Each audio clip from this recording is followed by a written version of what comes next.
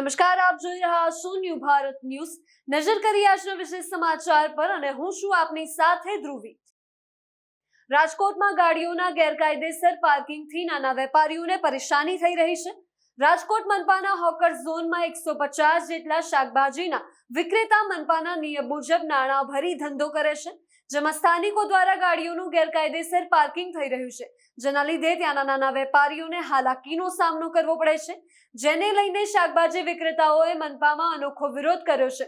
વિક્રેતાઓએ શાકભાજી અને રમકડાની ગાડીના હાલ લઈને વિરોધ દર્શાવ્યો। આસપાસના સ્થાનિકોને હોકર ઝોન જોતો નથી, એટલા માટે આવું કૃત્ય કરે છે એવું વેપારીઓનું કહેવું છે અને જો મનપા નિર્ણય નહીં લે તો આગામી દિવસોમાં જલદ કાર્યક્રમ કરવાની વેપારીઓએ ચીમકી આપી છે। મારું નામ છે નરેશભાઈ ગઢવી, રાજકોટ ઓબીસી આગેવાન। ખાસ કરીને મારો આજે પ્રશ્ન છે વોર્ડ નંબર 18 અને વિધાનસભા 70 ગોકુંડના માર્કેટ છે 25 વર્ષથી અને રાજકોટ કોર્પોરેશન કમિશનર સાહેબે હોકર ઝોન ડિક્લેર કરેલ છે। ત્યાં લોકો દર મહિને 1000 રૂપિયાની ફોજ ફાડે છે, પણ અનલગી સોસાયટીની અંદર 2-3 જણા લોકો અનલીગલી પાર્કિંગ કરે છે, ખોટી ધાકધમકી આપે છે અને એમ કે અમારા સગા સંબંધી પોલીસ ખાતામાં છે, વિજિલન્સ કે કોર્પોરેશનમાં છે, આવી રીતે દબાવે છે આ લોકોને। એના માટે જ કમિશનર સાહેબને અને બારાઈ સાહેબને મળવા આવ્યા છીએ। ભાઈ કાયમી ધોરણે અમારા પ્રશ્ન સોલ્વ કરો અને અમારા રેકડીવાળા કોઈ રોડ ઉપર રહેતા ઊભા નથી રહેતા, અંદર ટ્રાફિકની 4 વ્હીલ મૂકી દે છે અનલીગલી, જ્યાં પાર્કિંગ નથી હોકર જશે તો અનલીગલી પાર્કિંગ કરે છે અને ગાઈડના લોકોને દબાવે। એના માટે મેં કમિશનરશ્રીને રજૂઆત કરવા અને કેપ્ટન બારાઈ સાહેબની ટીમને કે અમારું એક જ માગણી છે કે અંદર જે પાર્કિંગ છે કાઢી નાખે અને અત્યારે અહીંયા અમારે પાઇપનું કામ ચાલુ છે। રાજકોટ મહાનગરપાલિકાએ પાઇપ નાખવાનું કામ ચાલુ કર્યું હતું, એના લોકો કે તમારે જ્યાં જવું એ જાઓ, પાઇપ તો કાઢી નાખશું। 108 હાલી શકે એમ છે ને બધા રસ્તા ખુલ્લા છે।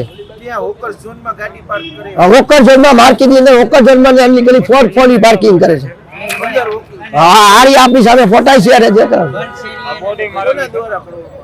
યાના આગેવાન કે પાર્કિંગ કરી લઈ જાવ, ઈ આગેવાના 4-5 જણા કોર્પોરેટર એના હગાય, નામ તો મને આવડતું નથી ભાઈ। અમારી માંગણી કે છે 4 વ્હીલ અંદર છે કાઢી લે અને આ લોકોને શાંતિથી ધંધો કરવા દે, કે આવતા દિવસોમાં આ માર્કેટ રહી આજુબાજુ 40 સોસાયટીને લાગુ પડે અને આ માર્કેટની એક મોટી ઘાટ લઈ ક્યારે લુકાગીરી નથી થઈ, ક્યારે માર્કેટમાં ડખો નથી થયો। સમાચારમાં આગળ નજર કરીએ તો હવામાન વિભાગના ડાયરેક્ટર ડોક્ટર A.K. દાસના જણાવ્યા અનુસાર આગામી 48 કલાક સુધીમાં રાજ્યમાં લઘુત્તમ તાપમાનમાં કોઈ મોટો બદલાવ જોવા નહીં મળે। ત્યારબાદ એટલે કે 23 થી 24 જાન્યુઆરી દરમિયાન 2 થી 3 ડિગ્રી સેલ્સિયસ લઘુત્તમ તાપમાનમાં ઘટાડો જોવા મળશે, જેના કારણે રાજ્યમાં ઠંડીનું જોર વધશે। 25 જાન્યુઆરી બાદ ફરીથી તાપમાનમાં વધારો થતા ઠંડીનું જોર ઘટશે। અત્યારે ઉત્તર પૂર્વથી પૂર્વ તરફના પવન ફૂંકાશે। આવતીકાલે મહત્તમ તાપમાન 30.9 ડિગ્રી સેલ્સિયસ અને લઘુત્તમ તાપમાન 17.9 ડિગ્રી સેલ્સિયસ રહેવાની संभावना છે। 21 जनवरी से लेकर 27 जनवरी तक मौसम आमतौर पर शुष्क रहने का पूर्वानुमान है और लघुत्तम तापमान जो है अगले 48 घंटा तक कोई बड़ा बदलाव नहीं रहेगा, लेकिन उसके आगे 2 से 3 डिग्री सेंटीग्रेड टेम्परेचर फॉल होगा 23-24 को 2 से 3 डिग्री सेंटीग्रेड टेम्परेचर फॉल होने का संभावना है। उसके आगे फिर टेम्परेचर 2 से 4 डिग्री सेंटीग्रेड ग्रेजुअल राइज रहेगी। और अहमदाबाद के लिए आज का जो पूर्वानुमान है इसमें मेनली क्लियर स्काई रहेगा और जो लघुत्तम तापमान है 17 डिग्री सेंटीग्रेड के आसपास रहने का पूर्वानुमान दिया गया है। और कोस्टल क्षेत्र में हमारा गुजरात का जो उत्तर और दक्षिण गुजरात की जो तटीय क्षेत्र है इसमें पवन का जो दिशा रहेगा उत्तर पश्चिम से उत्तर दिशा से पवन अभी है और इसका जो स्पीड है 15 से 20 नॉट। और अभी जो सबसे कम तापमान रिकॉर्ड हुआ है नलिया में वो है 10.4 डिग्री सेंटीग्रेड, जो नॉर्मल से सामान्य से 0.1 डिग्री सेंटीग्रेड ज़्यादा है। अमरेली में आज रिकॉर्ड हुआ है 12.8 डिग्री सेंटीग्रेड, जो नॉर्मल से 0.8 डिग्री सेंटीग्रेड ज़्यादा है। अहमदाबाद में टेम्परेचर आज लघुत्तम तापमान जो रिकॉर्ड हुआ है 17 डिग्री सेंटीग्रेड है, जो नॉर्मल सामान्य से 4.5 डिग्री सेंटीग्रेड ज़्यादा है। और गांधीनगर में 15.3 जो सामान्य से 2.5 डिग्री सेंटीग्रेड ज़्यादा है। अभी राज्य में जो पवन का दिशा है उत्तर पूर्व से पूर्व दिशा से पवन चल रही है। अगले 7 दिन के लिए कोई बारिश का पूर्वानुमान नहीं दे रहे। उत्तर पूर्व से पूर्व दिशा से विंड है उसका डायरेक्शन चेंज होने का संभावना रहेगा, उत्तर पश्चिम से लेकर उत्तर दिशा से। સમાચારમાં આગળ નજર કરીએ તો સુરતમાં એટીએમ મશીનમાંથી રૂપિયા કાઢવામાં મદદ કરવાના બહાને લોકો સાથે ઠગાઈ કરતી આ ગેંગને પાંડેસરા પોલીસે પકડી છે. પોલીસે ચોક્કસ માહિતીના આધારે ટ્રેપ ગોઠવીને 5 આરોપીની ધરપકડ કરી છે. એટીએમ પાસે ઊભા રહીને મદદની ઓફર કરી કાર્ડ અને પિનની માહિતી મેળવી લેતા અને બાદમાં ખાતામાંથી રૂપિયા ઉપાડી લેતા હતા એવો ખુલાસો પોલીસ તપાસમાં થયો છે. પોલીસે આરોપીઓ પાસેથી 57,000 રૂપિયા રોકડ તેમજ 150 જેટલા એટીએમ કાર્ડ પણ કબજે કર્યા છે. આ ગેંગ સુરત શહેરમાં અનેક વિસ્તારોમાં તરખાટ મચાવ્યો હોવાની આશંકા વ્યક્ત કરવામાં આવી રહી છે. પોલીસનું કહેવું છે કે આ ગેંગ સાથે સંકળાયેલા અન્ય બનાવોની તપાસ પણ ચાલુ છે અને આગળ વધુ ખુલાસાઓ થવાની શક્યતા કરવામાં આવી રહી છે. सूरत शहर के पांडेसरा पुलिस स्टेशन ने एक गिरोह की गिरफ्तारी की है जिसमें कि 5 लोग शामिल हैं. ये पांच यूपी के हैं और इनकी एमओ ऐसी थी कि एटीएम के बाहर खड़े रहे और कोई जो एटीएम से पैसे निकलने के लिए आया उसको एग्जैक्टली पता नहीं है कैसे पैसा निकालना है, तो उनसे वो ये उनका एटीएम ले लेते थे कि आप हमें पिन बता दो, हम आपको हेल्प कर देंगे निकालने में. और उसके बदले वो दूसरा उसी बैंक का एक्स्ट्रा कोई खोटा एटीएम ऐसा रखते थे और उसको फिर एटीएम मशीन में डाल के उनका पिन पूछ लें और बोले कि नहीं अभी तो पैसे नहीं निकल रहे, कह के उनको जो खोटा एटीएम था वो वापस कर देते थे. उनका जेन्युइन एटीएम अपने पास रख लेते थे और पिन तो उनको पता चल ही गया. और जब वो आदमी चला गया तो उसके पीछे फिर वो उससे पैसे निकाल करके या तो कैश निकाल ले या उससे कोई पेमेंट कर ले. तो ये जानकारी जब पांडेसरा पुलिस को मिली तो उन्होंने काफी अच्छे तरीके से जो एक लेडी कांस्टेबल को डॉक्टर बना करके साथ में पुलिस स्टाफ को भेज के ताकि उनको खबर ना लगे कि पुलिस है, उन्होंने जाकर के रेड की और पांच को पंचनामा तहत अरेस्ट किया है. और उसमें पांडेसरा में 2 गुना, एक गुना सचिन पुलिस स्टेशन और एक भीस्तान, ये 4 टोटल गुना इनके ऊपर दाखिल हैं. और उनके साथ ही साथ उनके पास से लगभग 150 एटीएम अभी बरामद हुए हैं जो उन्होंने बाकी लोगों से इस तरह से लिए हैं, जिसमें कि आगे कोई और अगर हमें फरियादी मिलता है या कोई कार्रवाई पॉसिबल हो पाती है तो हम करेंगे. इसमें जो 5 आरोपी हैं उसमें मुख्य आरोपी राम पूजन सरोज है जिसके ऊपर उत्तर प्रदेश में पहले भी 4 गुना दाखिल हो चुके हैं. और साथ ही 4 जो आरोपी हैं अनिल राजभर, विशाल राजभर, राहुल राजभर और विकास राजभर, इन सब की उम्र ये 25-26 साल की और सब उत्तर प्रदेश के रहने वाले हैं और लगभग 6 से 8 महीने से ये अभी सूरत शहर में थे. सर ये कहाँ पे किसको टारगेट करते थे और सूरत में क्या करते थे ये आरोपी है? सूरत में कामगिरी के नाम पे लोग छुटक मजदूरी जैसे ही काम करते थे, मोस्टली चीटिंग वगैरह में इन्वॉल्व है. इन्होंने जो भोले वाले लोग हैं जिनको एटीएम से पैसे निकालना नहीं पता है, जिनको ज्यादा आइडिया नहीं, जो जल्दी भरोसा कर लेते हैं, वैसे लोगों को टारगेट कर रहे थे. और इसके थ्रू ये थोड़ा अवेयरनेस भी करना चाहेंगे कि एटीएम का पिन एक बहुत ही प्राइवेट चीज है और किसी भी हाल में किसी के साथ भी शेयर नहीं करना चाहिए. मैम कोई तारीख चौक्कस नक्की होती थी उसी तारीख पे आके लोग टारगेट करते हो ऐसा? नहीं, ऐसा कोई पर्टिकुलर तारीख नहीं. एटीएम के बाहर खड़े होकर रेकी करते रहे और जो वैसा पर्सन दिखे उसको ही टारगेट करते. સમાચારમાં આગળ નજર કરીએ તો બગદાણા કોળી યુવક નવનીત બાલદિયા પર થયેલા હુમલાના કેસમાં અંતે લોકગાયક માયાભાઈ આહિરના પુત્ર જયરાજ આહિર એસઆઈટી સમક્ષ હાજર થયા છે.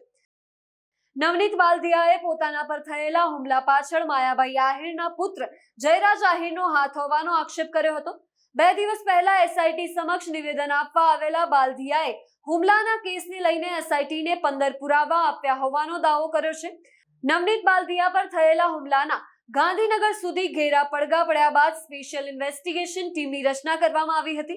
ટીમ દ્વારા કેસ સાથે સંકળાયેલા પોલીસ ઇન્સ્પેક્ટર અને ભોગ બનનાર નવનીત બાલદિયાનું નિવેદન લીધા બાદ જયરાજ આહિરને હાજર થવા સમન્સ પાઠવવામાં આવતા તે હાજર થયા હતા. ભાવનગરના બગદાણાના કોળી યુવાન નવનીત બાલદિયા પર થયેલા હુમલાના કેસમાં એસઆઈટીની રચના બાદ એક અપડેટ સામે આવી રહ્યા છે. શનિવારે 2 પોલીસ ઇન્સ્પેક્ટરના નિવેદન લેવાયા તે બાદ સોમવારે ભોગ બનનાર નવનીત બાલદિયા એસઆઈટી સમક્ષ નિવેદન આપવા પહોંચ્યા હતા. એસઆઈટીની 2 કલાક લાંબી પૂછપરછ બાદ નવનીત બાલદિયાએ દાવો કર્યો હતો કે તેમના દ્વારા સ્પેશિયલ ઇન્વેસ્ટિગેશન ટીમને 15 પુરાવા આપવામાં આવ્યા છે. જે પુરાવા મુજબ ટીમ તપાસ કરાશે તો મુખ્ય સૂત્રધાર સુધી આસાનીથી પહોંચી શકાશે. તેમણે સાથે વધુ એકવાર દાવો કર્યો હતો કે તેમના પર હુમલો જયરાજ આહિરે જ કરાવ્યો છે. બાલદિયાએ કહ્યું હતું કે સામાન્ય કોન્સ્ટેબલ પણ માની રહ્યો છે કે આ હુમલા પાછળ જયરાજ આહિરનો હાથ છે. ચીમકી ઉચ્ચારતા તેણે કહ્યું હતું કે જો આ કેસમાં અમને ન્યાય નહીં મળે તો આગામી સમયમાં અમારા સમાજનું સંમેલન બોલાવીશું. બગદાણા હુમલાના કેસમાં અત્યાર સુધીમાં નાજુ કાવડિયા, રાજુ ભમ્મર, આતુ ભમ્મર, વિરેન્દ્ર પરમાર, સતીશ વનાડિયા, ભાવેશ સેલાડા, વીરુ સૈડા, પંકજ મેરની ધરપકડ કરવામાં આવી હતી. ત્યારબાદ આ બનાવમાં એસઆઈટી ટીમની રચના કરવામાં આવી હતી અને એસઆઈટીની તપાસમાં પ્રથમ કાનભાઈ ભીખાભાઈ કામલિયા, સંજય ચાવડા અને દિનેશ ઉર્ફે દાદુ લોમાભાઈ સોલંકી ધરપકડ કરવામાં આવી છે. સમાચારમાં આગળ નજર કરીએ તો સ્થાનિક સ્વરાજની ચૂંટણી નજીક આવી રહી છે તેમ સામાજિક માંગણીઓ વધી રહી છે. ચૂંટણીની જાહેરાતથી ગુજરાતનું રાજકારણ ગરમાયું છે. સવર્ણ સમાજે ઈડબ્લ્યુએસ રાજકીય અનામતની માંગને લઈને સરકાર સામે મોરચો ખોલ્યો છે.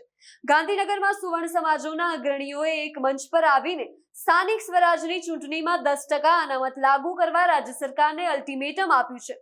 સ્થાનિક સ્વરાજની ચૂંટણી પહેલા રાજકીય વાતાવરણ ગરમાય તેવી શક્યતા છે. વર્ષ 2015ના પાટીદાર અનામત આંદોલન બાદ ગુજરાતમાં જાતિ વિવાદ ચરમસીમાએ છે.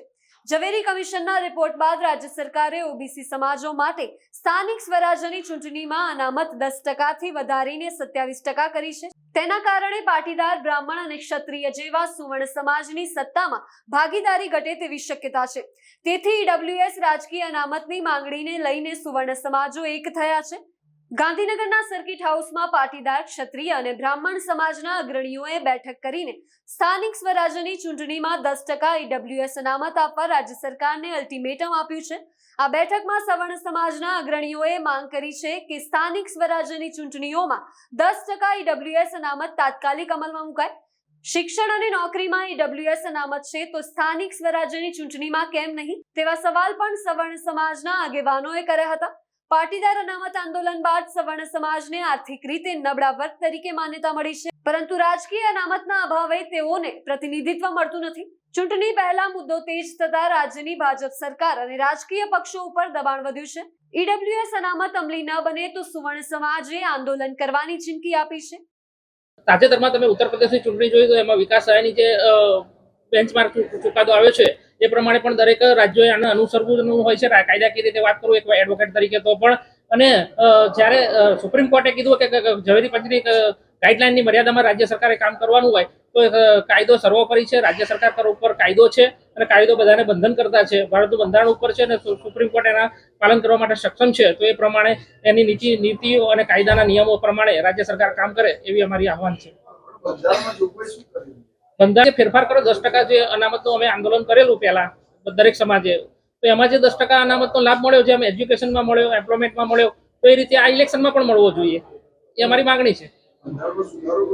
ના, આમાં તો થયેલો જ છે ઓલરેડી, સુધારો નથી. આમાં માર્ગદર્શક રાજકીય અનામતમાં શું છે કે રાજકીય અનામત નથી માંગતા. ઈડબ્લ્યુએસની સૂચના જે માર્ગદર્શન કર્યું છે, સુપ્રીમ કોર્ટે માર્ગદર્શન આપ્યું છે ઝવેરી પંચનું, અને એ ઝવેરી પંચની રિપોર્ટ પણ બહાર નથી પાડ્યો હજુ તો. અને એમાં જે અન્યાય થઈ રહ્યો છે કે રોટેશનમાં જે 12 થી 15,000 પબ્લિક જનરલની હોય તો એમાં એસટી, એસસી, ઓબીસી લોકોને ઉમેદવાર તરીકે સીટ ડિક્લેર કરી છે. તો અમારું કહેવાનું એવું છે કે જ્યાં એમની વસ્તી વધારે હોય તો ત્યાં એમને આપો સીટો, જ્યાં અમારી વસ્તી વધારે હોય તો જનરલ કેટેગરીના સીટ વધારે ફાળવો, અને એ પ્રમાણે એનો ઉમેદવાર કેન્ડિડેટ નક્કી કરવામાં આવે અને આ સમરસ ચૂંટણીઓ થાય, બધી આ સામાજિક રીતે ચૂંટણી થાય, રાજકીય રીતે, એવી અમારી માંગણી છે. આજરોજ બિન અનામત વર્ગના સામાજિક આગેવાનો અને રાજકીય આગેવાનોની ગાંધીનગર સર્કિટ હાઉસ ખાતે ચિંતન શિબિરના આયોજન થયું. આ ચિંતન શિબિરના આયોજનમાં 2 મુખ્ય મુદ્દા આપની સમક્ષ રજૂ કરીએ છીએ કે જે અમે સરકારશ્રીને ઠરાવિત કર્યા છે. પ્રથમ મુદ્દો એ છે કે રાજ્ય સરકારે અને કેન્દ્ર સરકારે 10% અનામતની જે જોગવાઈ કરી એનો આભાર વ્યક્ત કર્યો.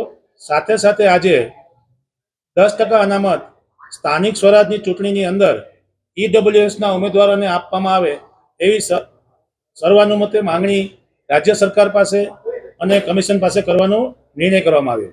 રાજ્ય સરકાર આ બાબતમાં તાત્કાલિક નિર્ણય લે અને ઈડબ્લ્યુએસમાં આવતા ઉમેદવારો માટે ગ્રામ પંચાયત, જિલ્લા પંચાયતથી માંડીને જે કંઈ સ્થાનિક સ્વરાજની ચૂંટણીઓ છે એમાં અનામતની વ્યવસ્થા કરે. જે કંઈ સર્વે કે કામગીરી પૂર્ણ થઈ ગઈ છે એમાં સાથે સાથે અમને તાત્કાલિક ધોરણે અનામતની જોગવાઈ કરી અને અમને સામાજિક રીતે ન્યાય આપવાની પ્રક્રિયાને આગળ વધારે. મુદ્દા નંબર 2 એ છે કે રાજ્ય સરકારે ઝવેરી કમિશનની ભલામણના આધારે રાજ્યમાં જે રોસ્ટર ડિક્લેર કર્યું છે એ રોસ્ટરમાં સુપ્રીમ કોર્ટના આદેશ મુજબ સાથે સાથે સામાજિક વ્યવસ્થા અને જે મતની ગણતરીઓ કરવામાં આવી છે તેને લઈને ખૂબ જ મોટો અન્યાય અને ભેદભાવ અને આડેધડ રીતે સીટો ફાળવવામાં આવી છે. અનામતની અંદર જે રોસ્ટર ક્રમાંક નક્કી કરવાનું આવ્યું છે તે સુપ્રીમ કોર્ટની ગાઈડલાઈનની વિરુદ્ધમાં છે અને સાથે સાથે આ અનામતની પદ્ધતિ કયા બેઝ ઉપર કઈ રીતે કઈ ગણતરીના આધારે કરવામાં આવી છે એની કોઈ પણ માહિતી રાજ્ય સરકાર તરફથી ડિક્લેર કરવામાં આવી નથી. ઝવેરી કમિશનના રિપોર્ટના આધારે જે રાજ્ય સરકારે અનામત દાખલ કરી છે તેમાં ખૂબ જ મોટા પાયે ગેરરીતિઓ અને ખામીઓ જોવા મળી છે. તેની પણ વિસ્તૃત ચર્ચાઓ સામાજિક લેવલે થઈ છે અને આજે પણ થઈ છે. રાજ્ય સરકાર આ બાબતે તાત્કાલિક જે ખામીઓ દૂર કરવાની છે એ કરી અને પછી જ રાજ્ય સરકાર ચૂંટણી જાહેર કરે અને સાથે સાથે 10% અનામતની ચૂંટણીઓ અનામત લાગુ કરે એવી સર્વાનુમતે રાજ્ય સરકાર પાસે આજે સહીઓ સાથે ડ્રાફ્ટિંગ સાથે અમે રજૂઆત લેખિતમાં આપી રહ્યા છીએ. આ લડાઈમાં તો જો સરકાર અમારી વાત નહીં માને તો આગામી દિવસોની અંદર અમે 182 ગુજરાત રાજ્યના ધારાસભ્યશ્રીઓ, સંસદ સભ્યશ્રીઓ અને રાજ્યસભાના સંસદશ્રીઓનું અમે સમર્થન માંગવાના છીએ અને જે લોકો અમને સમર્થન નહીં આપે એનું નામ પણ અમે જાહેર કરીશું. આજે ગાંધીનગર સર્કિટ હાઉસ ખાતે બિન અનામત વર્ગના પ્રતિનિધિઓની ચિંતન શિબિરમાં ઘણા બધા પાસાઓની ચર્ચા થઈ અને બધા જ પ્રતિનિધિઓ હાજર હતા. એમને એવું નક્કી કર્યું કે સંયુક્ત રીતે આ ઝુંબેશમાં આપણે સ્વૈચ્છિક રીતે અને સંયુક્ત રીતે જોડાઈએ અને સંયુક્ત રીતે બિન અનામત વર્ગ વતી આ લડત લડીએ એવું સર્વાનુમતે નક્કી થયું છે. ક્ષત્રિય સમાજ સહિત બધા જ સમાજો એમાં સહમત છે અને આ ઝુંબેશમાં બધા જોડાશે.